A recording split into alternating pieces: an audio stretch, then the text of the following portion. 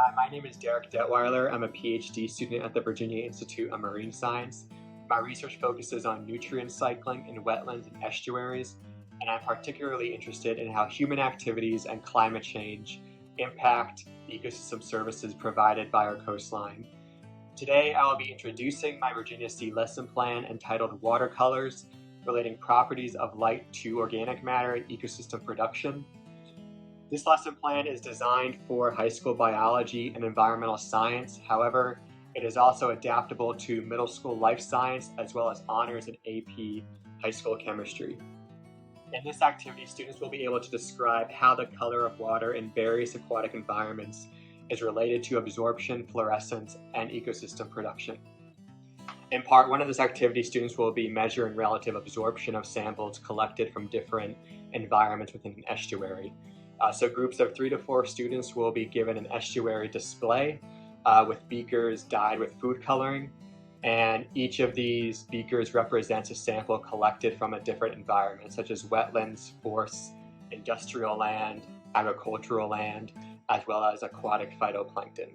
And students will qualitatively measure absorption by taking a flashlight and shining a beam of light through their beaker and ranking each sample from the most absorption to the lowest absorption.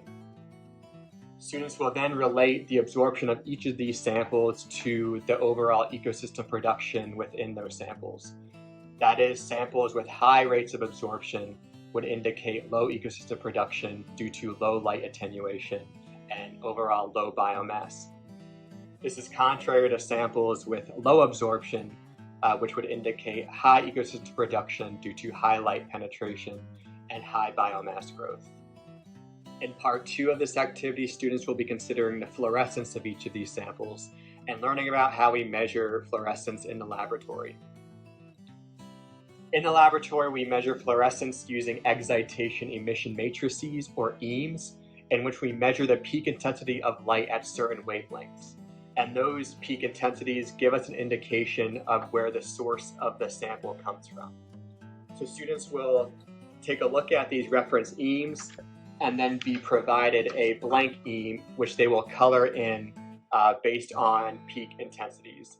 They will then match up their blank or unknown EAM with one of the reference EAMs to determine which sample has the greatest impact on their estuary.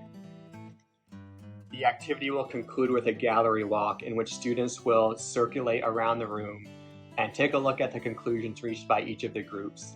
An instructor will lead a closing discussion about the reasoning behind each of their conclusions, as well as, again, highlighting the importance of light absorption and fluorescence in determining organic matter and ecosystem production within an estuary.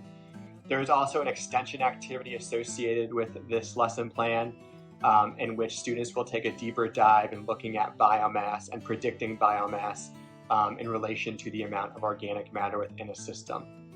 So I thank you for your attention. I hope each of you find this lesson plan useful in your classrooms.